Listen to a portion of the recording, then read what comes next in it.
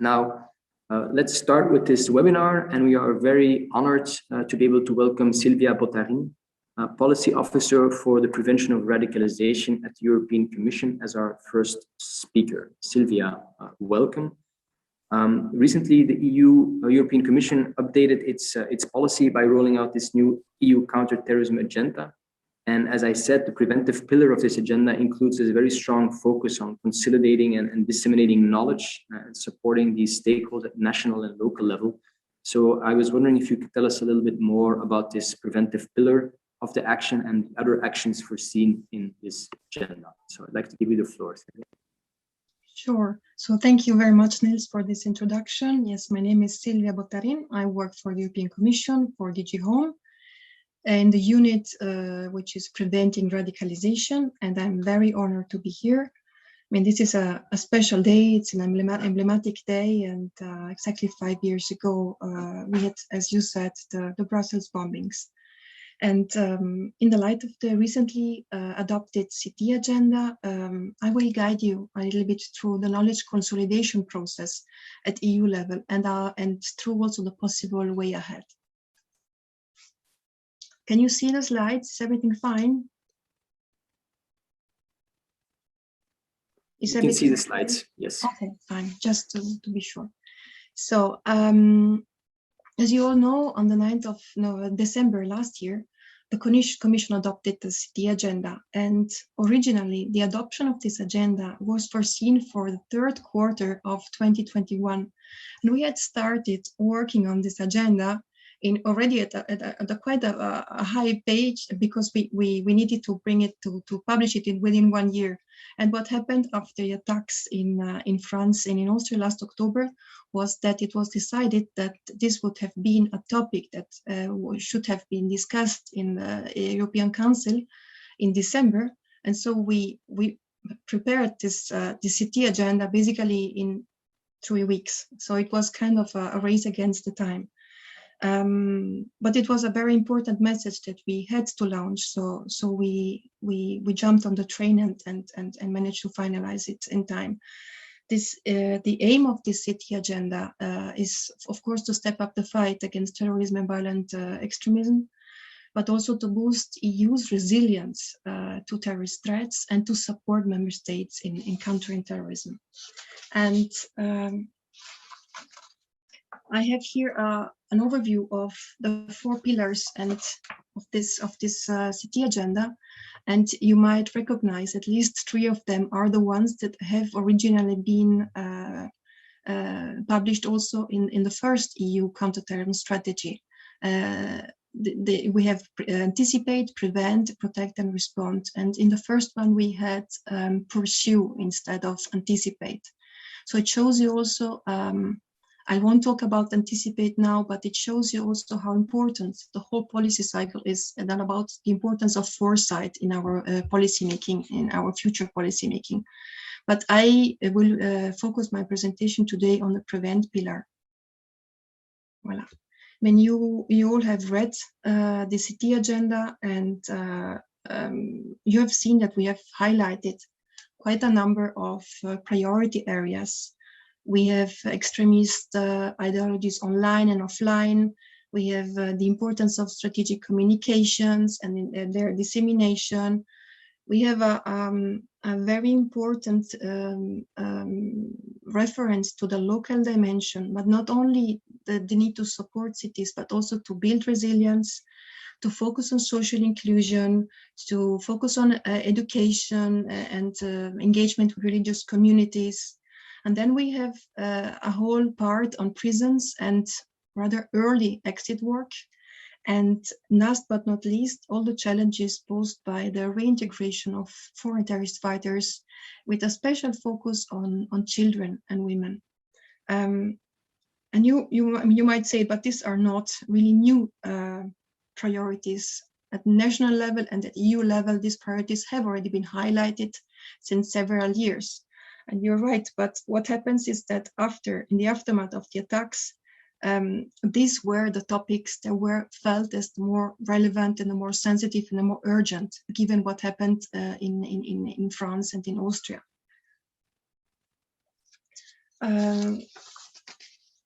what happens is that given the topic of the discussion today, I would like to focus mainly on this aspect of consolidating knowledge and support. And to do this, I can't start from now. I mean, I need to start from the past, because this proposal of a new knowledge hub and about a further consolidation of knowledge and support is not to be seen as something that starts today. And I see it rather as a part of a journey. And this journey has not started yesterday. It started 10 years ago. And I'm not going to be, I just want to go through what happened until now to make you understand that these are all parts of a puzzle. And because we started in 2011 with which probably you know, in the Radicalization Awareness Network. And at the time, the Radicalization Awareness Network was dealing with those who had the knowledge, those who were really first-hand, those who had the first-hand experience. So it was teachers, it was policemen, it was psychologists, etc.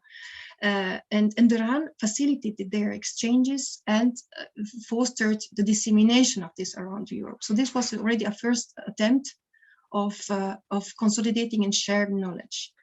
But then after the attacks in 2015 and 2016, as the one in Brussels, we added a new layer. And this was a very, very important layer, because member states started not only to build knowledge at policy level, there was this kind of urgency to build strategies and national action plans, etc. But they started clearly to share information for the first time. And this is how we got in 2017 to the high-level expert group on radicalization. And it was the first time that the EU level, the national level, and representatives of agencies, of law enforcement, of practitioners and of researchers, for example, were sitting on the same table. And the challenges at the time are the ones that we still see today. And I try to write down some of them. The fact that the EU level is only supplementing the national level was kind of putting some borders in our actions and some challenges and clear limits. So everything which is, that's the principle, that's the subsidiarity principle. So we had clear boundaries and we couldn't go beyond that, of course, because we need to supplement what member states are doing. As you know, the needs are completely different in different member states as the exposure to different ideologies differs. The legal frameworks are different. The approaches adopted, member states have hard approaches, soft approaches, mix of them. And also the readiness to share learnings was completely different. And another thing that I care about a lot about, because I also care about the local dimension, even the approaches, the national approaches towards the local dimension and the roles of cities are completely different. And even the sizes and the quantities of cities are completely different. And what happened is that in spite of all these hurdles, there was this high willingness to share, and it's still there. And in its final report in 2018, I'm sorry, I went too fast. In its final report in 2018, this high-level expert group wrote clearly that the EU should go for a more structured and more sustainable collaboration. And this gradual approach started exactly in that year, because the EU level, the Commission created a so-called EU cooperation mechanism, which consists in a very short way in a member state steering board who sets priorities, and in this commission which implements them. In the last year, we also managed to significantly bolster the Radicalization Awareness Network. And this is quite fresh news, because we managed to have 2 contracts, one for the support of practitioners and one for the support of policymakers.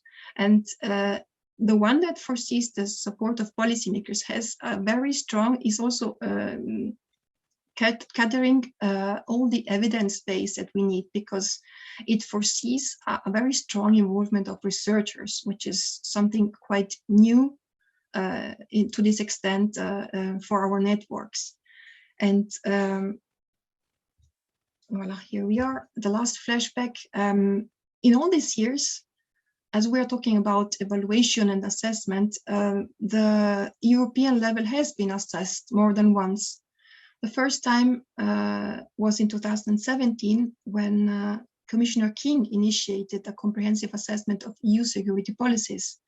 And the result for prevent work was that we have laid a solid basis, but that there is a need for, and I will read it, more impact, dissemination and outreach, which couldn't have been more right. And the same kind of conclusions were the ones of 2018 of the European Court of Auditors, who made an audit only on radicalization policies. They also underlined the importance to streamline funding opportunities.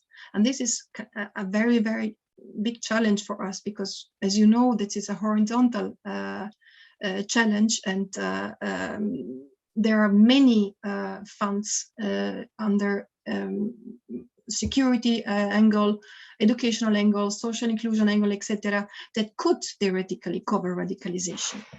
And what happened then in 2018 is that we have tried and we managed to introduce a sort of cycle, a virtuous cycle made out of planning, implementing, and monitoring together with member states. And this is why the steering board that I told you before is issuing every year strategic orientations for prevent work at EU level, of course, not at national level. And then the Commission tasks its contractors to draft annual annual activity plans based on these objectives. And then at the end of the year, we will get back to member states. So we're creating this kind of circle. So a sort of ex ante mechanism. But of course, there are still today many, many challenges to overcome. I mean, as I told you, this effective streamlining of funds, the access to funding, to EU funding, a more structured dissemination of learnings at EU level, and unequal, but at the same time, tailor-made support to member states that we know having different needs and challenges, as I told you before, and that, as we will discuss later on also with other colleagues, differences in terms of preparedness, approaches, priorities, etc. We still need to find the best way to support cities, but we also need to find a way to evaluate the global impact of our prevent work. And against this background, the city agenda proposes a two-phased approach. And it's focused on the need to have more coordinated action and a more structured outreach. It starts with the national level because it proposes that in the first phase, the EU supports national authorities to create new networks and centers, but also to foster and to evaluate the ones that are already in place. I mean, this idea of having networks at the national level is not new. It has already been launched in 2014 in a Commission communication, but at the time, probably times were just not ripe for that. And with this more structured landscape, and we would better map all the stakeholders, we could gather better knowledge, we could disseminate it better.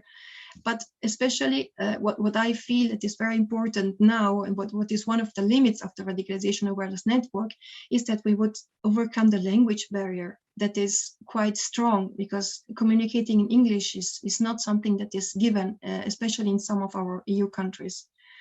What is important to say is that the national level would not replace the EU level. Of course, it would be part of a joint approach, a joint integrated approach. And we have already started implementing or following up on these objectives, and we have tasked the RAN to map the current situation in member states in terms of centers and in terms of networks of practitioners and researchers. We have also offered counseling services to our member states to set up this or to increase or to enhance existing networks.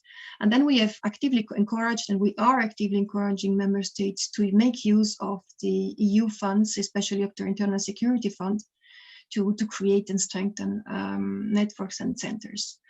In a second phase, and that's the core of this intervention, we will propose to set up a new knowledge hub on prevention of radicalization. It will be there for all stakeholders, so for policymakers, researchers, and practitioners. This would, of course, contribute to overcome all the hurdles that we have now and to consolidate EU support. It would have an evidence-based approach and will involvement of the stakeholders, etc. It would also help to make full use of this funding opportunities that I was telling you about. And it maybe could also offer services like evaluation or certification of practices. And this is kind of the most promising features that I would expect from a EU level, with the neutrality that we could have and the support that we could provide on that. But I'm not talking now about something which will happen tomorrow. And this is, as you have seen, that's why I started from Adam and Eve. That's why it's part of a process. And it's a medium to long-term endeavor, which means that it will not be launched in the next year. I see it more rather possible in the 2, 3, 4 next years, gradually. And what is very important is that to do this, we need to have the buy-in of member states. So without them wanting to further develop what we have now, to further consolidate, nothing will be done, of course. And that's why the next step is to engage in a dialogue with member states on what the long-term needs are and what the expectations are towards EU level prevent work. And so we will assess the current weaknesses and strengths and see also its limits of the current setting within the Commission. And what is important to tell you is that nobody ever wanted, and this is quite clear, to create new heavy redundant structures. I mean, this is completely excluded. So this knowledge center will be a step more towards something consolidated, but it won't be the house of radicalization, or probably it won't be something physical or something really strong from this point of view. What we will realistically do now is to launch a study to assess the potential of this, and especially to see which are the concrete implications and the concrete even forms, the nature of this center. And with any further reflection on this hub and whether it will be I'm just shooting now, but like a non-profit organization, if it will be a foundation, if it will be inside the Commission, will be launched and we discussed in the next years, as I told you, together with member states. And this is it from my side, and I thank you very much for your attention. Thank you. Thank you, Sylvia, for your very insightful presentation on what the EU is trying to do to increase this knowledge, and also some of the challenges that you have to face with. During our evaluation of the regional Flemish action plan for the prevention of violent radicalization and polarization, we also noticed how hard it can sometimes be to not only increase our knowledge, but also to correctly assess the impact of preventive interventions. Our next speaker, Leticia Paoli, who's professor of criminology at the Leuven Institute for Criminology, will give us a glimpse of the possibilities, but also some of the restrictions that we have to take into our consideration when we try to do these kinds of assessments. So I'd like to give the floor to you, Leticia, and I would like to let the audience know as well, if you have any more questions for Sylvia or for Leticia or for the other speakers, just use the Q&A function on the bottom of your screen. So Leticia, the floor is all yours. Thank you. Thank you, Niels. I also think that it's important to have this event today to commemorate the 35 people that were killed and 300 people that were injured in the terrorist attacks in Brussels 5 years ago. And I think it's important, in particular, to have this event to draw lessons from these terrorist attacks and from the reactions, our reactions to those terrorist attacks, to prevent similar events from happening again. I would like to congratulate first Sylvia Bottarin and the European Commission for the rich and multifaceted, but still coherent counter-terrorism agenda that they have issued, they've published in December.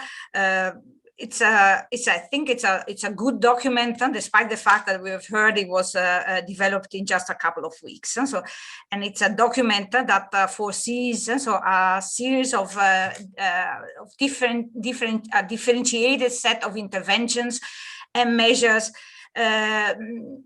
aiming to protect the European Union and the member states and its citizens. So from a wide palette of terrorist threats, the jihadi terrorism that we have unfortunately got used to in the past 10 years, but also newer forms of radicalization, including the right-wing and left-wing extremism, but also the possible use of new and emerging technologies, such as the malicious use of drones, of artificial intelligence, and the chemical and biological and radiological materials. And I think so. So it's positive that the agenda consists of 4 pillars, and now 2 of the pillars focus on prevention, anticipation, and preventions.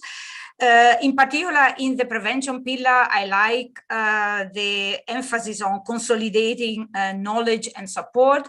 I think that this phase is crucial also because many measures were developed in great haste. So after a series of attacks on European soil, and therefore there has been so far not enough, there was back then not enough attention on setting up evaluation procedures.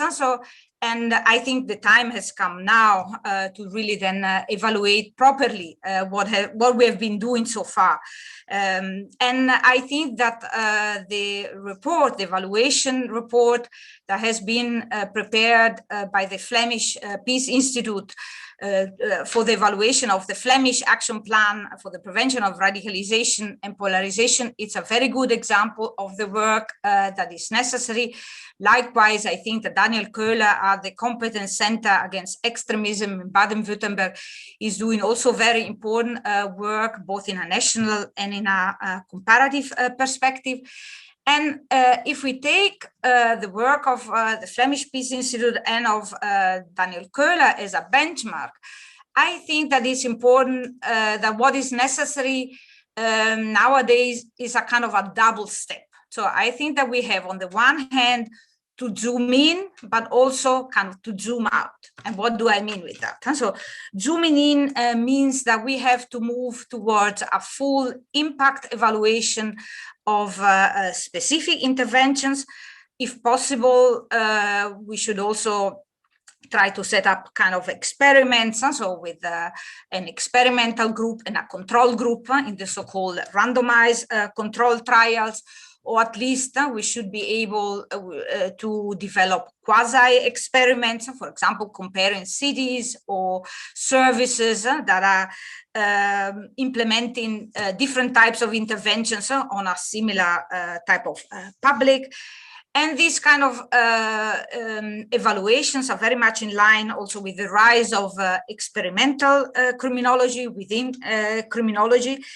And I think that these kind of formalized evaluations are important because research in criminology, but also in neighboring disciplines, has shown that many interventions inspired by the best possible intentions either are ineffective or sometimes are even counterproductive. So it's important to analyze thoroughly the interventions that we fund, so with taxpayer monies, and then we implement.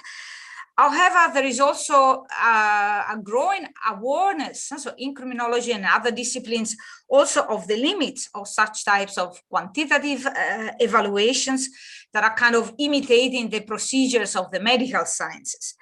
And realistic evaluation has been developed to deal with such limitations. So realistic evaluations tries to use collect a differentiated set of data, including qualitative data, not just quantitative data as in the in experimental criminology. And through these different data sets, it aims to understand not just whether an intervention works, but what works, under which circumstances, when, and for which type of clients. And I think that therefore these two types of evaluations are necessary, and this is what I mean with zoom in.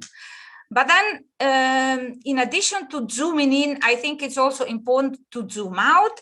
One of the findings of the evaluation of the Flemish action plans is, for example, that not enough attention has been granted in that plan to the macro level. So the macro level that also inadvertently can promote radicalization and therefore terrorism.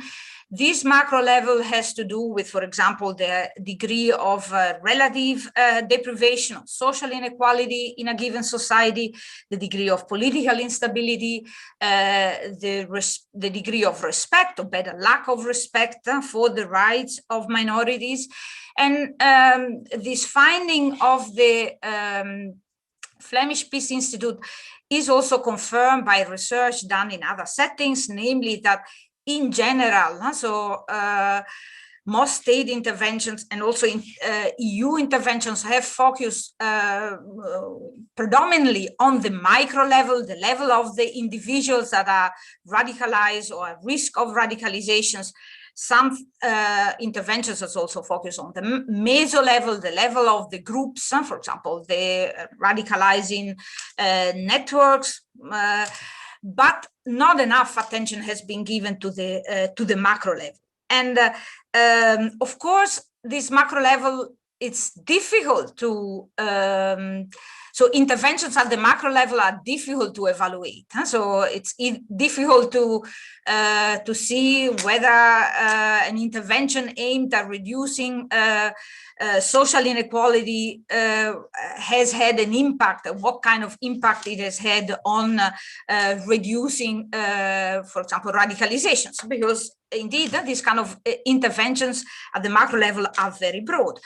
On the other hand, despite the difficulties of evaluation, we know that the lack of progress at the macro level can undermine initiatives at the meso and the micro level. Therefore, I think that the macro level is crucial, and also I would like to stress that interventions at the macro level are desirable and necessary, not just because they help us to prevent radicalization and terrorism, but because they are desirable and necessary for our society in themselves. So I think that we all want to have a society in which every person, regardless of his or her origin or socioeconomic background, gets a fair chance to obtain a university degree and succeed in life.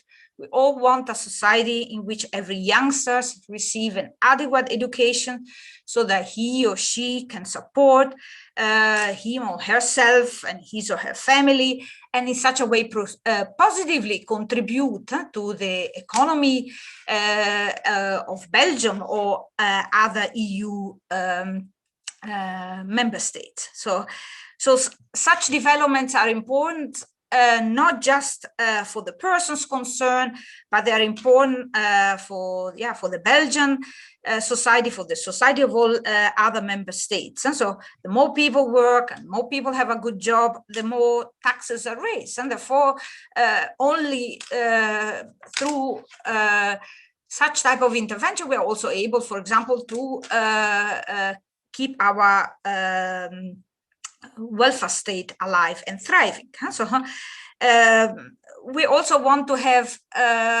all EU residents, so internet savvy, We want to have all EU citizens and residents also capable of spotting fake news and protecting themselves from fake news and other manipulation techniques online. And we also want to have cities and national communities that are characterized by a strong feeling of social cohesion, respect, and mutual trust, even among residents of different ethnic background, religious faiths, language spoken, and political ideology.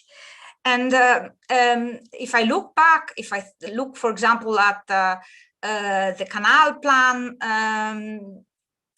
so the efforts that have been made in Molenbeek, which was spotted 5 years ago as a kind of hotbed of terrorism and radicalization, not just in Belgium, but for the whole European Union. I see an excessive focus on law enforcement actions and on the early identifications of radicalized persons and persons at risk. Obviously, these are important tasks, and it's understandable that in the haste of 2015 and 2016, these type of interventions were emphasized. Because there were good reasons to fear further imminent attacks. However, I think it's important to plan and implement broader actions to tackle not just the micro level, but also the meso and the macro level, and to consider these kind of interventions not just as a means to reduce radicalizations, but as an end in themselves. So I think it's an end it must be an end in themselves to reduce economic inequality, to foster social cohesions in our communities. And to see these kind of interventions not just as a means to prevent radicalizations, but rather as a means to remain faithful to the values on which the European Union is founded. Thank you very much for your attention, and I'm happy to answer any question you might have. Thank you, Leticia, for your presentation and for highlighting how important it is to evaluate and to what works under which circumstances and for who. I think that's the crucial question, of course, that we asked ourselves as well when the Flemish Peace Institute was trying to evaluate this Flemish action plan, which Annelies will talk about. I would like to first come to one of the questions that was raised in the Q&A function, and I think it's a question specifically for Sylvia. The question is the following: the idea of a European knowledge hub sounds as an interesting and important avenue to increase knowledge on radicalization. You mentioned that the support of member states is crucial to achieve this goal. What are currently the main challenges and arguments holding back member states to fully engage in the idea of a European knowledge hub? Sylvia?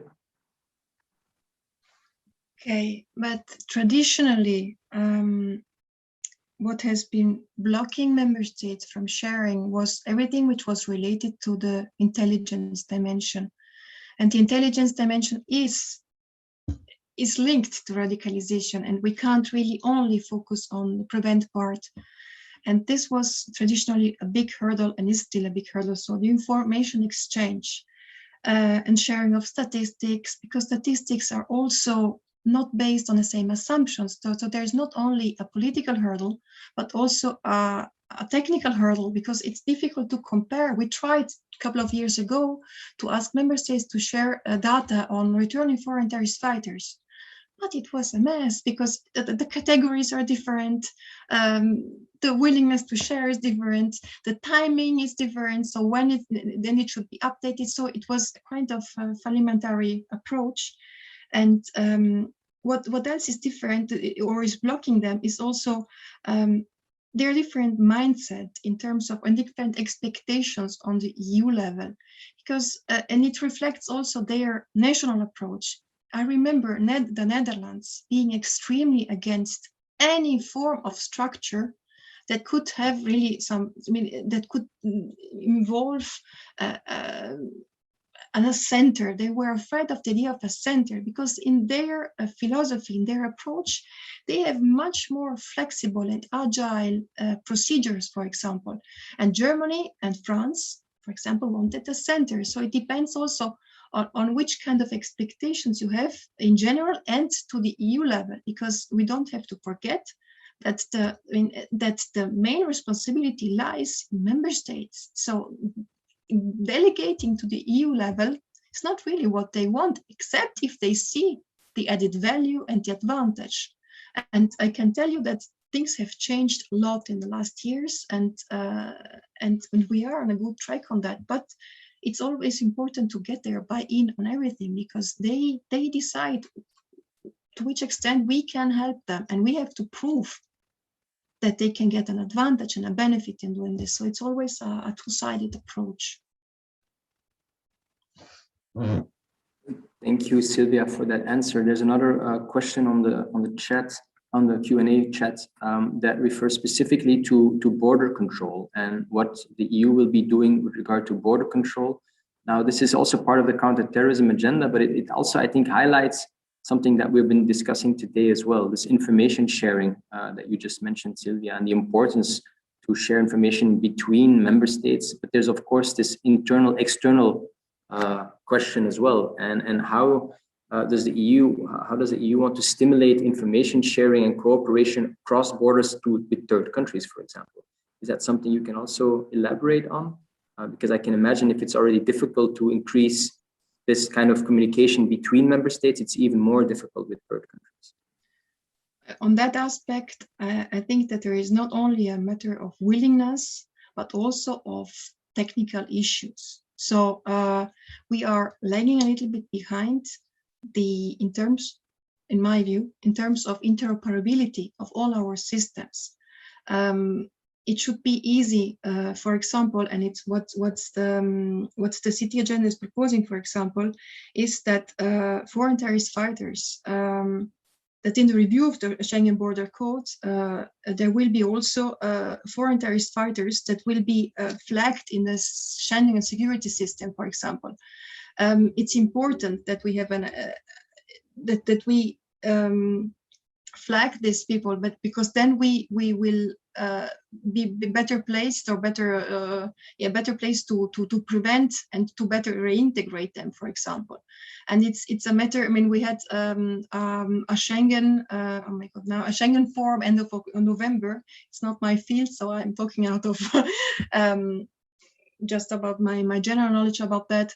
And it's really important that in 2021 there will be a new Schengen strategy. Things are moving, and this has been really recognized in the city agenda, and not only to prevent but also to counter terrorism. So it's not only a matter of political collaboration, but also a matter of means, and to find these means in a fast way. Thank you, Sylvia, for that. There are more questions popping in the Q&A, but I propose to have them later in this webinar, because we have to pay attention to the time. And I would like to ask Annelies Pauwels, a researcher at the Flemish Institute, to start her presentation. This is, of course, for us an important project because Annelies was one of the researchers evaluating the regional Flemish action plan. And I think a lot of issues that are important have already been raised by the two previous speakers. But Annelies, could you please share with us the conclusions of this evaluation of the Flemish action plan and how this could be linked to the European strategy? Annelies, the floor is yours. Yes, thank you, Niels. Let me just first try to open my presentation.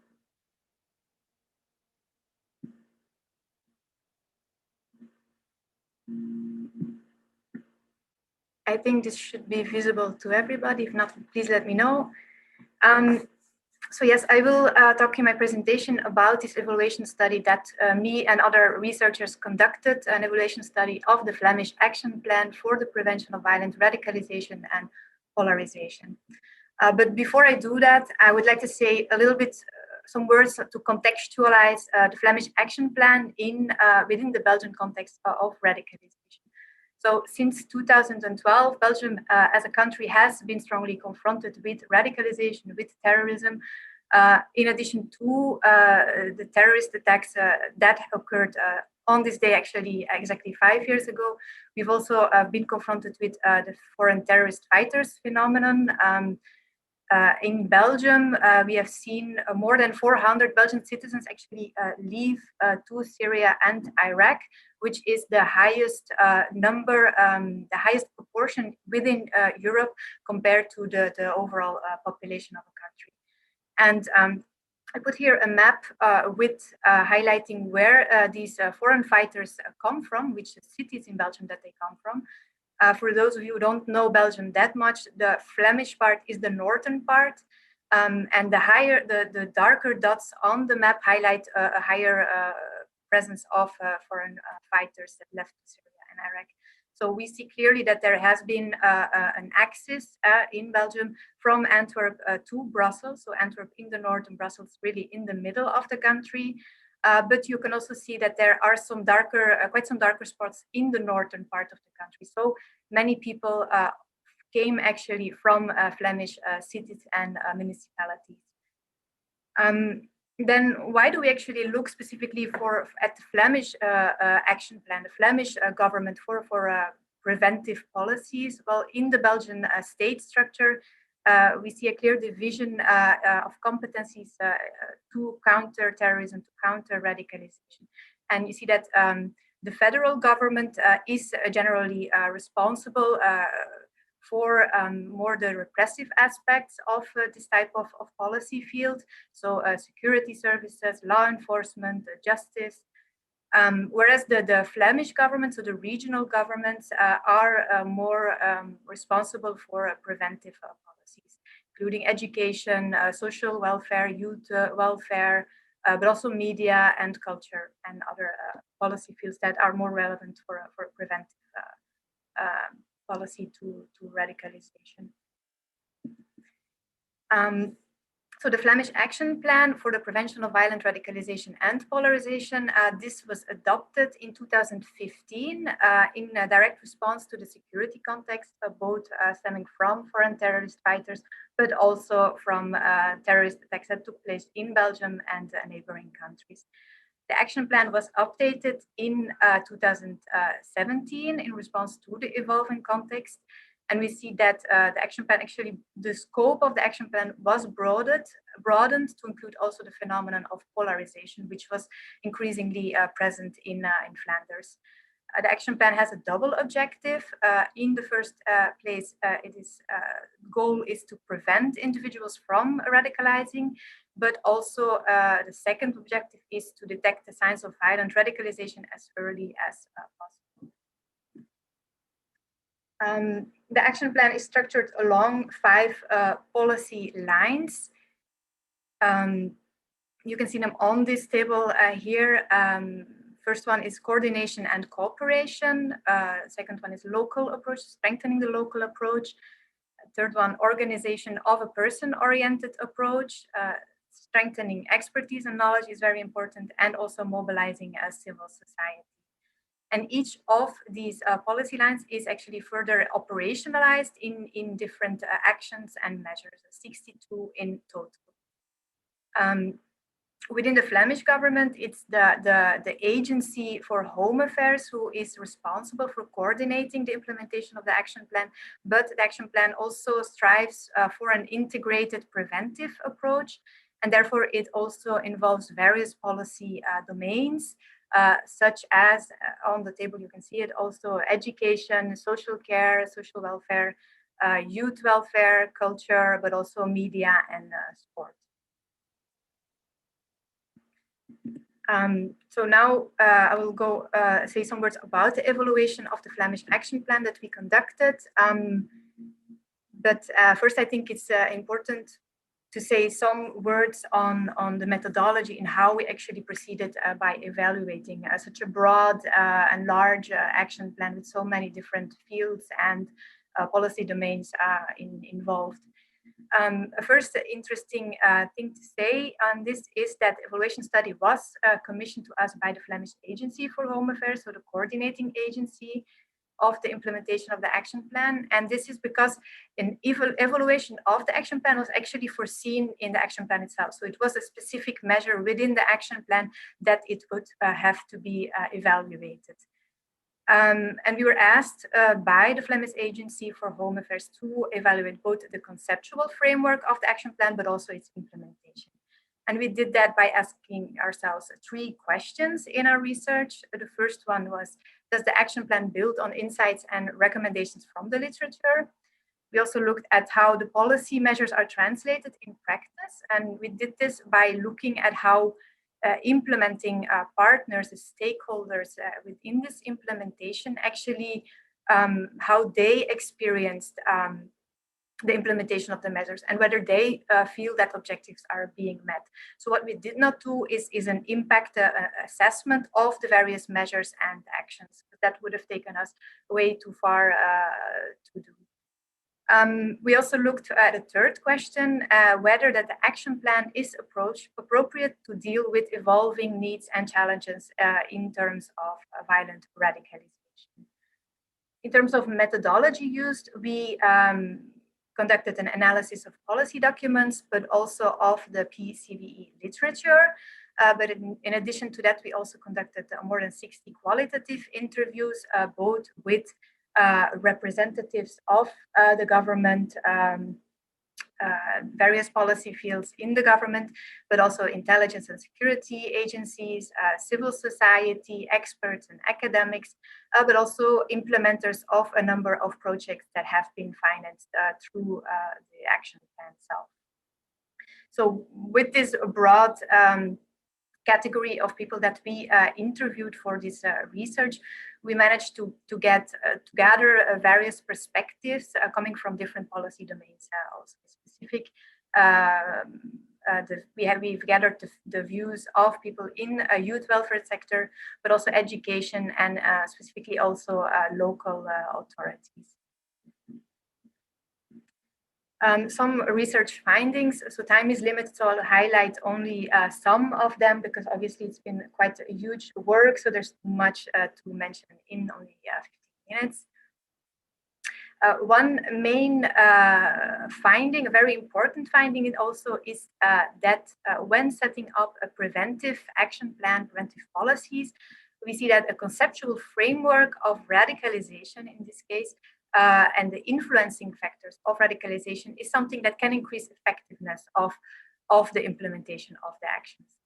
What do we mean in practice with that? We mean that it's necessary to base the policy design of the action plan on a clear framework of A, what do we want to be to prevent with this action plan, and B, which elements can contribute to the prevention of the in this case, radicalization. And we see that in the Flemish action plan, the definitions of both of radicalization, but also of polarization, they remain quite vague. We also see that there is not a clear account of the influencing factors that contribute to this to the processes of radicalization and polarization. And we noticed that in practice, this created barriers to cooperation, but also to the participation of certain policy domains, in particular youth welfare sector, but also within the education sector. An interesting difference that we found is how both these sectors responded in a very different way to the lack of vision that was present in the action plan. We noticed, for instance, that the education sector, it has been very active in developing and promoting a shared vision on radicalization within the sector itself, and also an idea of how education can actually play a role in the prevention of radicalization, still maintaining respect for its own specificities of this sector. In the youth sector, we saw that it was a bit different, and several respondents in our research study, they highlighted how the lack of such a conceptual framework on a more higher level actually created some kind of uncertainties for practitioners on the ground on how to act. For instance, uncertainties regarding what radical behavior actually is, where the boundaries of radicalism lie, but also and when exactly should they report radical behavior. one specific major difference, I can explain this difference between the approaches by the education sector on the one hand and the youth sector on the other hand, is that the Flemish government more strongly involved the education sector from the beginning phases of the development of the action plan, where the youth sector was only involved in a later stage of the implementation of the action plan. A second broad finding is that the operationalization in 5 policy lines in the action plan is adequate. We see that this is in line with insights in the literature, but also with needs that were present on the ground, so with practitioners on the field. For instance, the strong focus on strengthening cooperation and coordination. This was done both between various policy domains, but also within specific policy domains itself. We see that this was welcomed quite positively by stakeholders. One, because it made it possible to look at the phenomenon of radicalization from different perspectives, but it was also positive in facilitating the exchange of knowledge and expertise, but also needs from the that exist with practitioners in the field. So it was possible to facilitate exchange both bottom up and top down in various policy domains. The emphasis on enhancing knowledge and expertise, we can also say that has paid off. We see that reference persons in various policy fields, they actually informed us that they felt there was a more strong knowledge base present with respect to 2015. Although we did not really evaluate the impact of trainings, we can also say that several respondents highlighted how there would be less urgency to act and also less reluctance to act among frontline practitioners. On the other hand, we also found that there are some challenges in the implementation of the specific policy lines. One specific finding that is very interesting is that adequate financing is crucial. You see on the slide an overview of the additional budget that was made available for the implementation of the specific actions. And you can see that there is quite a different financial support that was provided on the one hand to the education sector and on the other hand to the youth sector. So almost 2 million was made available additionally to implement actions in the education sector, but also 9 full-time equivalents, so extra personnel was put at disposal. But in the youth sector, this was only a bit more than 300,000 euros and no extra personnel was foreseen. And we see that this actually translated in different results. So for instance, with regards to focus on enhancing knowledge and expertise, respondents in our research in the youth sector actually mentioned they were less positive about the impact of this training than people in the education sector were. Another conclusion is that it remains necessary to provide sufficient supra-local coordination and steering. This is relevant in various aspects. For instance, to provide more guidance with regards to available knowledge and expertise. So in contrast with 2015, when there was a lack of knowledge available, now respondents told us that there is a bit of an overload in available knowledge, and some kind of steering, more guidance from a higher level in guaranteeing quality of knowledge and expertise seems necessary, but also something like, for instance, as Sylvia mentioned before, a knowledge hub that can help disseminate professional knowledge and expertise, and also identify where gaps in knowledge still lay today. Supra-local steering also seems quite necessary to increase the sustainability of actions. In the action plan, within the framework of the action plan, various projects have been launched, and many of them were short-term, which can lead to a risk of losing knowledge and expertise once the financing is stopped. And in this case, a supralocal steering can be a way to embed knowledge and results from this type of projects into more structural, more systematic manner to avoid that they are lost after the end of the funding.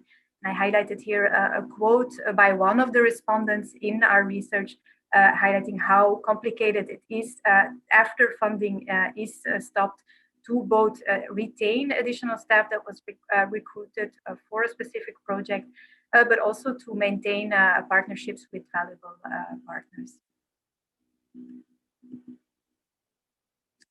One specific challenge, a very important challenge also that we found in our research, is that there is need for a more structural evaluation reflex. Evaluation, we see, was approached very differently by partners in the implementation of the action plan. For instance, I mentioned projects before. Many of the PCVE projects, we see that the evaluation was adopted in a very different manner, where some adopted a more systematic evaluation in various phases of their project. We see that others only dedicated limited time to evaluating their working, and others did not focus on evaluation at all. So we see that a more structural evaluation reflex can be useful to increase effectiveness of implementation of an action plan. There are various ways that you can do that. One specific important element is to formulate clear and achievable objectives, both in the action plan, but also in specific measures and projects. And this is best done from the start, from the beginning. But also providing more guidance to actors that are active in implementing the action plan.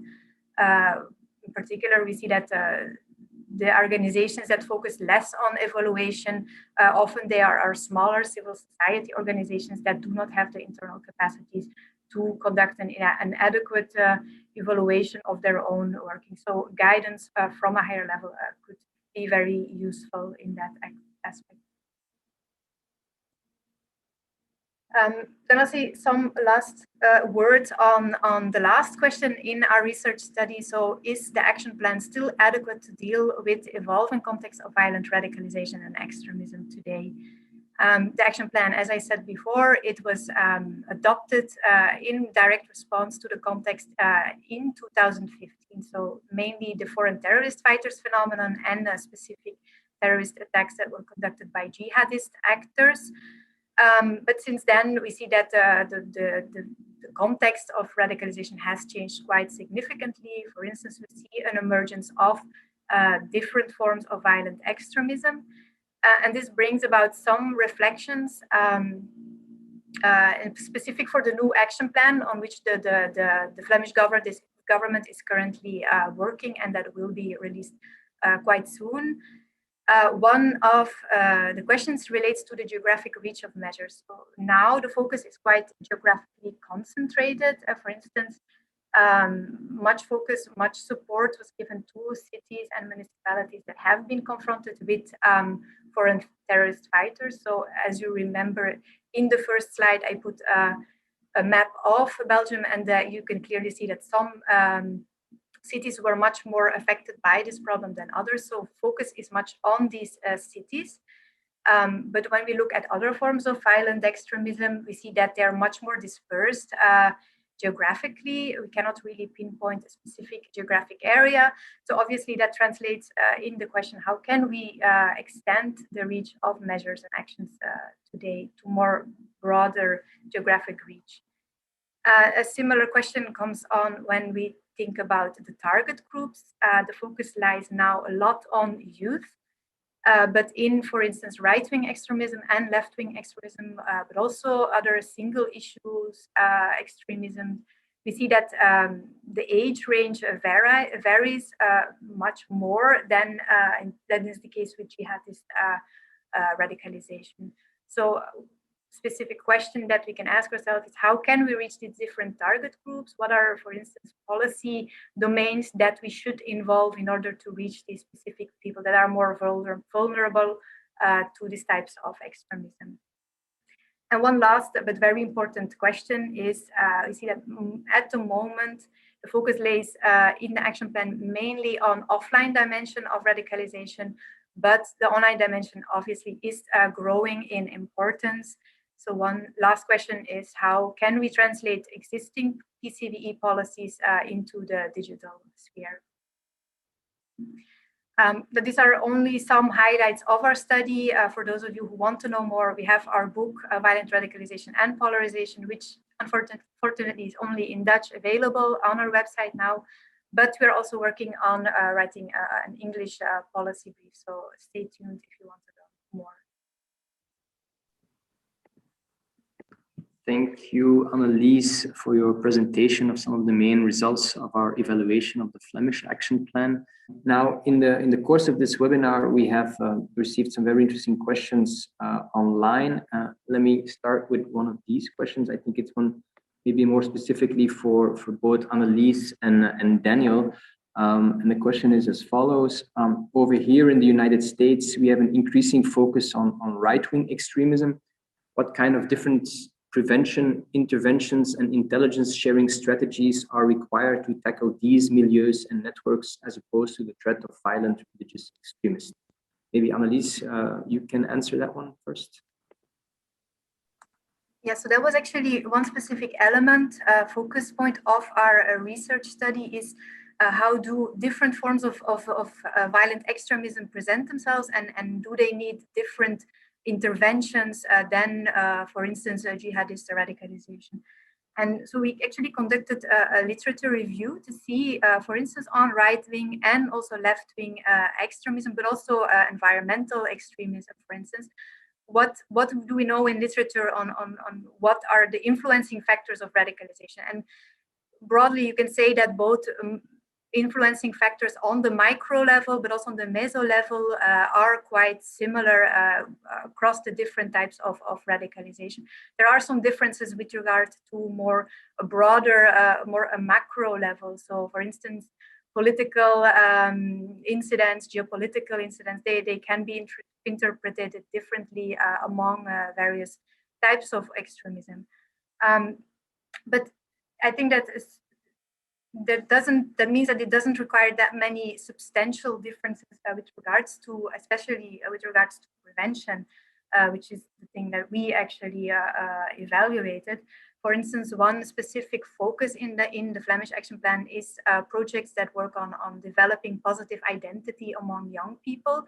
In practice, they're mostly focused on young people from a Muslim background, but we see that they can be useful, could be useful also to apply to people that are more, could be vulnerable to right-wing extremism. There are some concrete elements where we see that there could be a more focus that is different than what is needed for jihadism. I'm thinking, for instance, about focus on supporting victims of extremism, as for instance, victims of hate crimes by right-wing extremism. They often do not file a complaint for various reasons. So that's one specific element where focus could be hired. But also very important, I think, is also the focus on protecting frontline practitioners, which is something these people sometimes are targeted by both right-wing and left-wing extremists. Thank you, Annelies. Daniel, I know you have to leave soon, but I'd like to give you the floor to also answer this question. Yeah, I agree with most what Annelies has just said. I think basically the basic psychological mechanisms in the radicalization processes are very similar from what we know. We have roughly similar push and pull factors also when it comes to getting these individuals out. I think that we actually need to see that most PV, CVU programs work on an individual hand-tailored case-by-case basis. So they would, in any case, look at the individual driving factors of the client they're working with. Look, for example, in their past, their biography, their family history, the motivators, what attracts them to these environments. And this can be similar. This can obviously also be very different. I think that we need to be aware that these milieus, they obviously also have their own characteristics, their own ideology, their own topics, their own philosophy behind it. But in general, I think if we approach this field from an individual context-based and hand-tailored case-by-case basis, we can transport many of the lessons learned from the far right to Islamic extremism and vice versa, because many countries have actually worked in one field or the other for decades now. So I think there's a lot to learn, but we also need to keep in mind that there might be some differences, so we need to adapt these lessons. But just to say something about the role of family, the pro-social environment, the systemic or the holistic approaches are very well established in all fields of violent extremism. So you need to have a family on board, you need to have a social environment, friends on board to stabilize the counter-radicalization process. And there it really doesn't matter if it's far right or Islamic extremism or anything like that. But again, well-trained professional staff who know what kind of methods to use in what kind of situation, who know how to perform a risk assessment or a case assessment is absolutely crucial. If you have a program which essentially has no idea how to transport these methods and tools to different cases, then you won't have any chance of, benefiting from these experiences. Thank you, Daniel, for highlighting this importance of having these well-trained evaluators, because I think it is indeed often ignored or neglected, and people sometimes think it's very easy to do, but of course that is not the case. I have one more question, and I think the time has passed for our webinar, and it's a question specifically for Annelies, but if possible, I would also like to hear Leticia's response.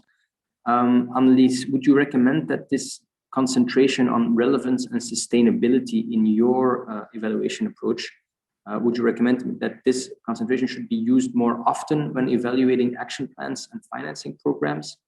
The evaluation of this action plan featured its own evaluation as an objective. What role did that circumstance play for your work?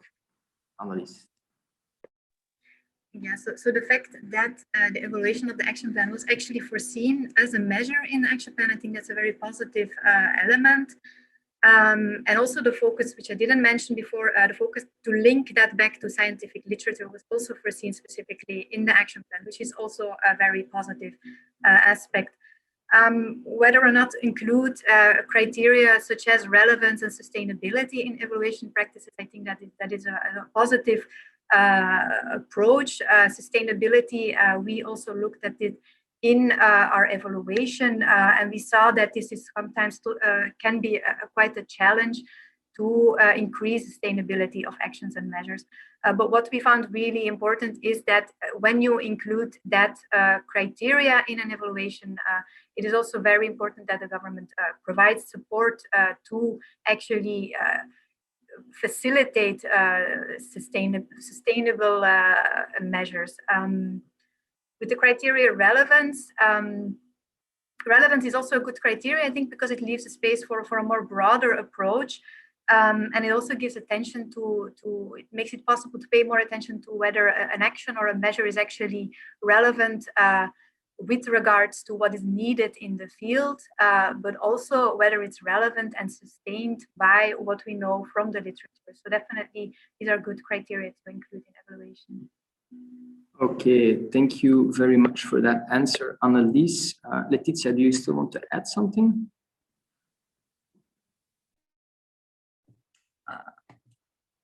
I think that Annelies answered very competently the question. So I think that, sustainability is certainly an important additional criteria. Relevance seems to me, I would say, a more important criteria. And I think as also Daniel just showed in his presentation, it's important that, that we now move towards the professionalization and at the same time also the institutionalization of the prevention programs. So most of these programs were developed in a great haste 5-6 years ago, and now it's really time to take stock of that experience and to try to select the best practices and also institutionalize the best practices so that we don't have to start reinventing the wheel. So keep on reinventing the wheel when a new attack strikes. Thank you very much for these wise words, Leticia. And I think it's nice words to end this webinar as well. And I would like to thank different panel members for their valuable contributions, but I would also like to thank you, the audience, for your very interesting questions. I would like to inform you that the Flemish Peace Institute is planning to set up more webinars in the coming months. So please keep your eye on our website, flemishpeaceinstitute.eu, and on our social media, of course. And I hope to see all of you soon at the next event. So thank you very much and have a nice afternoon. Bye-bye.